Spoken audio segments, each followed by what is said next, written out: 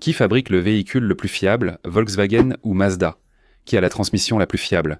Qui a la voiture la plus fiable? Allons-y maintenant. La vie est trop courte pour conduire des voitures ennuyeuses.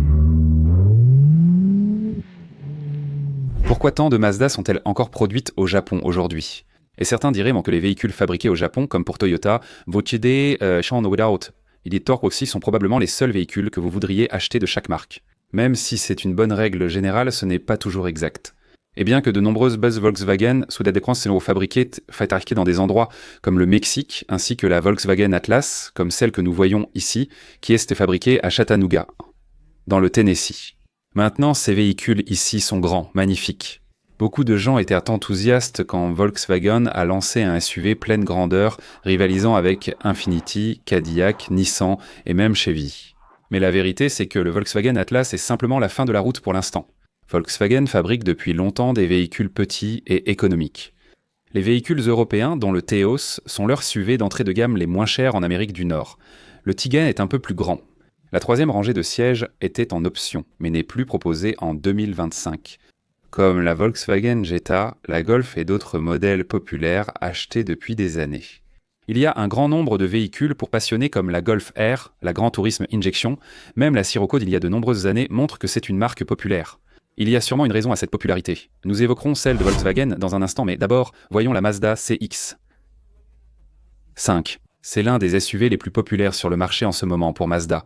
On en voit beaucoup sur la route de nos jours, et il y a une bonne raison à cela. Maintenant, il y a 3 moteurs distincts que vous allez généralement trouver dans ces Mazda. Vous trouverez le moteur de base 2 litres, un 4 cylindres 2,5 litres atmosphériques, ainsi qu'une version Gran Turismo ou Turbo. Un moteur turbo de 2,5 litres qui vous donne de la puissance bien au-dessus de 250 chevaux dans une finition haut de gamme. Mais ces véhicules sont réputés pour leur fiabilité, et beaucoup louent la durabilité des groupes motopropulseurs Mazda actuels, notamment ce 2,5 litres très fiable. Ils l'ont aussi associé à une boîte manuelle 6 vitesses en traction avant. Mazda 3 propose par défaut une boîte automatique à 6 vitesses à convertisseur de couple. Ce qui est en fait une bouffée d'air frais quand on y pense. La plupart des constructeurs de petits véhicules choisissent aujourd'hui une transmission à variation continue, moins reconnue pour sa durabilité et fiabilité. Mazda est un nouvel acteur en pleine ascension ces derniers temps, créant de nombreux produits non fiables qui concurrencent directement des marques comme Honda, qui était autrefois le roi incontesté. Et même Toyota, que beaucoup considèrent encore comme la marque la plus fiable au monde. La toute dernière version hybride du Mazda CX-5 utilise exactement la même chaîne de traction que celle que vous trouverez dans le RAV4. Bien que Toyota reste l'une des marques les plus fiables, les choses ont malheureusement changé récemment. En 2024, 2005 et aujourd'hui, Toyota rencontre aussi des problèmes. Des problèmes électriques, bien sûr avec leur V6 maintenant, ils n'ont pas peur des soucis. Mais si vous avez suivi les critiques et les rapports des consommateurs, vous verrez que Mazda grimpe petit à petit vers le sommet. Grâce à leur durabilité, leur fiabilité, leur constance et au fait qu'ils n'ont pas beaucoup changé leur groupe motopropulseur. Même quand on regarde le style, ils montent clairement en grade. Bien sûr, ils font des choses qui vous donnent envie de faire vroom vroom. Mazda possède ici de grandes calandres ouvertes, uniques et distinctives. J'adore les phares de certaines générations précédentes ainsi que ceux de la dernière. Il y a bien sûr des LED. Vous avez un style très réussi à l'avant. C'est très distinctif et ça paraît un peu plus unique que beaucoup de leurs concurrents. Ils ajoutent en quelques touches de chrome, de belles jantes alliage gris canon et des rétroviseurs rabattables. Dans certains cas, vous avez un toit ouvrant, dans d'autres non. Vous avez ce magnifique pli de Hofmeier. Et bien sûr, c'est tout simplement un véhicule très élégant. Sont-ils un peu compacts et à l'étroit? Oui, c'est l'un des rares reproches. Voici un CX-5, il vous offre la transmission intégrale, pratiquement presque de série. Et le Skyactiv-J signifie que vous allez bénéficier de l'un des moteurs 2,5 litres les plus fiables connus dans l'industrie aujourd'hui. Quelle voiture a le plus de soucis? Tout peut casser. Peu importe la qualité ou la mauvaise réputation de la marque de voiture, c'est surtout la gravité des pannes qui est vraiment la question la plus préoccupante. Voici le Volkswagen Atlas, parlons de quelques pannes. Notez les LED. C'est la version Airline, certains modèles proposent l'arrière profilé. L'Atlas classique a une 3e rangée, contrairement à celui-ci. C'est immense. À l'intérieur, feu arrière à LED, vous avez l'attelage pour tracter du poids. Ce petit Atlas. Ceci sans est l'ancienne version du V6 car il n'est d'un plus disponible. Et la transmission essaie bien intégrale, mais le V6 n'existe plus. C'est là le problème. Ils ont remplacé tout leur Atlas par un 4 cylindres 2 litres turbo qui n'a aucune raison d'être dans un véhicule de cette taille. Mais il y a eu tout un tas de problèmes. Et cela en dit long sur ce à quoi Volkswagen doit faire face par rapport à Mazda. Il calaide. Les conditions sont un vrai problème. Certains moteurs ont eu des soucis. Clips, débris métalliques, perte de liquide, fuite ou joint de culasse soufflé. Des rumeurs évoquent le remplacement des culasses à cause de fixations mal serrées, entraînant des fuites de carburant. Et bien sûr, nous savons que non seulement l'Atlas, mais aussi leurs SUV plus petits ont eu des problèmes d'injecteurs de carburant. C'est clairement un problème. Un rappel a aussi concerné le modèle 2024 à cause d'un défaut de fabrication des bielles, le bas moteur risquait donc une panne. Vos coussinets de bielle sont la pièce qui relie vos bielles à votre vilebrequin, votre masse rotative. Et si vous avez de mauvais coussinets de bielle, c'est une panne catastrophique qui ne demande qu'à arriver. Et il y a eu un nombre assez important de ces véhicules avec ce genre de problème. Donc si on parle de problèmes électriques, c'est une chose. Il y a eu des défauts électriques et beaucoup de Volkswagen ont tendance à avoir certains de ces problèmes électriques. Mais des problèmes de moteur, de transmission et des éléments physiques de la carrosserie sont tous connus pour tomber en panne. Beaucoup de Volkswagen ont aussi eu des problèmes avec certains moteurs turbo 2 litres, consommation excessive d'huile, problème d'encrassement au carbone, turbo bien sûr. Même des joints de culasse soufflés parce qu'une pompe à eau a lâché et que vous ne l'avez pas remarqué assez vite, ce qui a voilé les culasses. Et la prochaine chose que vous savez, vous êtes en train de refaire le haut du moteur. C'était un problème fréquent. Alors les gens changeaient-en les pompes à eau des 40 000 à 60 000 km pour l'éviter. Certaines Mazda ont aussi rencontré des problèmes, notamment de batterie. Problèmes d'éclairage majeurs, surtout sur les modèles 2016. Vous remarquez de gros problèmes de feu de position, accessoires électriques, rétroviseurs et lumière. Certains moteurs ont effectivement eu un problème de consommation d'huile et certains affirment que le moteur 2,5 litres turbo Sky Active G est connu pour consommer un peu d'huile maintenant. Cela dit, avec le moteur atmosphérique, la désactivation des cylindres pose d'autres problèmes. Demandez à General Motors comment ça se passe avec leur 5,3 et leur culbuteur cassé. La transmission aussi, sur certaines de ces Mazda, est connue pour être un peu brusque, surtout entre la 3e et la 4e vitesse, avec des passages de vitesse un peu durs. Cependant, globalement, il ne s'agit pas d'un problème de fiabilité, mais plutôt d'ergonomie ou de confort de conduite. Maintenant, Mazda a certainement amélioré la qualité de l'ajustement et de la finition générale. Les lignes et détails sont aussi soignés chez Mazda que chez Volkswagen. Il y a 10 ou 15 ans, les Mazda avaient tendance à rouiller comme pas possible. Regardez certaines des anciennes Mazda 3, elles rouillaient, tout simplement. Il n'était pas rare de voir les bas de caisse rouiller et les ailes arrière pourrir. Et beaucoup de Mazda d'il y a, comme je l'ai dit, 10 ou 15 ans, donc certaines Mazda sont connues pour rouiller. De nombreuses Volkswagen, surtout Passat, Jetta et Golf, fabriquées au Mexique, rouillant souvent. J'ai une Volkswagen Cabrio de 98 rarement sortie l'hiver, mais franchement elle essaie presque totalement en train de pourrir. Les ailes avant, bas de caisse et coins arrière sont tous en train de rouiller. C'était bien connu fin d'année 90, début 2000. Même les voitures des générations suivantes, de 2007 à 2012 et 2014, présentent parfois une rouille complète. Donc après 10 ans, elles ne tiennent tout simplement pas le coup.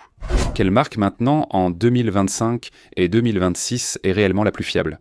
Eh bien, commençons par Mazda, d'accord ?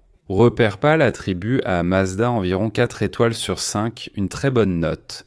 Repère Pal classe aussi, c'est Mazda 5e sur 32 parmi toutes les marques. Et cela ne coûte en moyenne qu'environ 462 $. Pour entretenir ces véhicules pendant les 10, 15, 20 premières années, ce sont en fait des voitures très abordables à garder sur la route. Et en fait, on ne s'attend qu'à environ 4 visites chez le garagiste par an, avec seulement environ 10% de chances que ce soit un problème grave.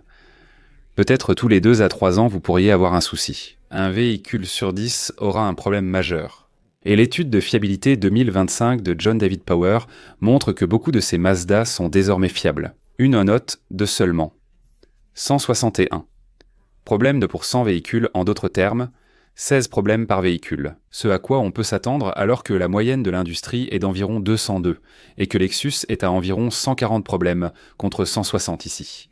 Et selon les rapports de consommateurs, Mazda s'en sort également très bien, avec une satisfaction des propriétaires classés autour de la 18e place, la 6e marque généraliste. Mais le croiriez-vous ?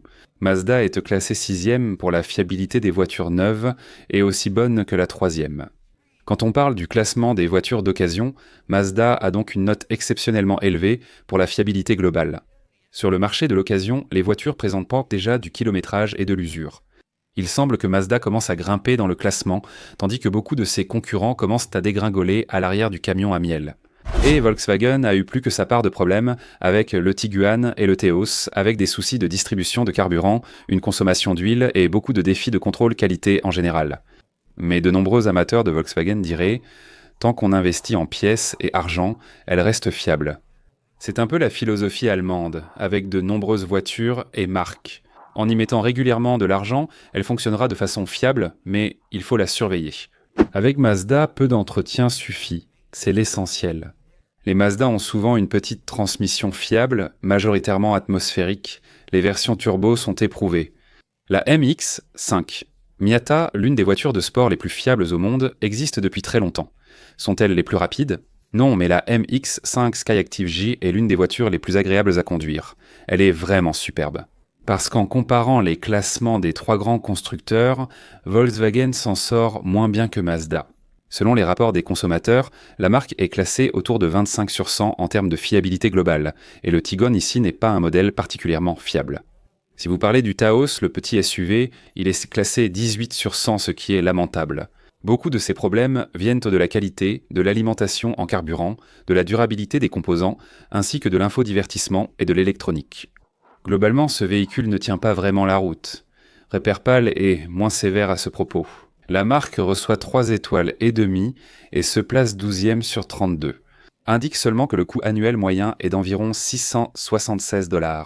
Cela coûte tout de même plusieurs centaines de dollars de plus par an pour entretenir une Volkswagen moyenne plutôt qu'une Mazda. L'étude de fiabilité John David Power pour 2025 classe également ces marques très mal.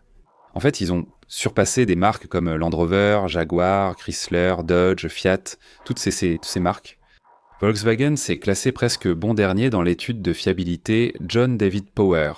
Écoutez, Volkswagen n'a pas eu un si bon historique, c'est une moyenne globale. Certains modèles sont excellents, d'autres mauvais. La Jetta est souvent citée comme l'une des Volkswagen les plus fiables. Alors que tout véhicule équipé de la Direct Shift Gearbox et les coûts d'entretien qui y sont associés vont être un peu plus élevés. Les anciens modèles diesel étaient fiables, malgré le scandale du Dieselgate qui les a discrédités. Au final, tout dépend surtout du groupe motopropulseur Volkswagen et de la fiabilité. Préférez la boîte manuelle. Bon à savoir, John David Power, Repairpal et les rapports de consommateurs évaluant ces véhicules de façon indépendante. Ils disent « Ce véhicule ne durera sûrement pas aussi longtemps et atteindra difficilement le kilométrage d'une Mazda. Lequel j'achèterai ? Ici, un Mazda CX-90 qui n'est pas parfait. Les deux marques ont leurs défauts. C'est un hybride rechargeable et c'est l'un des modèles les plus problématiques. Il a un 6 cylindres en ligne révisé, c'est un modèle plus récent avec une transmission et une boîte différentes, et il est magnifique. Mais ils ont eu des soucis, il s'éteint au feu et ne redémarre pas. Malheureusement, celui-ci, même s'il s'agit d'un véhicule magnifique et qu'il attire clairement davantage le segment du luxe, il a eu son lot de problèmes. Que choisirais-je ? Une Mazda ou une Volkswagen ? Si je devais garder un véhicule d'10 à 20 ans, j'achèterais un Mazda CX-50 SUV ou une Mazda 3 peut-être en boîte manuelle. Pour m'amuser, je choisirais sûrement une Volkswagen Golf R ou peut-être la Gran Turismo Injection. Elles sont plus engageantes et Volkswagen possède une technologie supérieure et plus avancée que Mazda. Mazda reste un peu à l'ancienne, avec des écrans plus petits et une technologie moins raffinée. Donc pour la durabilité, Mazda l'emporte. Pour le plaisir, c'est Volkswagen sans hésiter. Si ça vous a plu, découvrez ici les seuls Volkswagen que j'achèterai aujourd'hui. Vous allez adorer. Et si vous voulez quelque chose de plus fiable, regardez cette vidéo. Vous allez adorer aussi. J'espère vous revoir tous très bientôt. Au revoir à tous.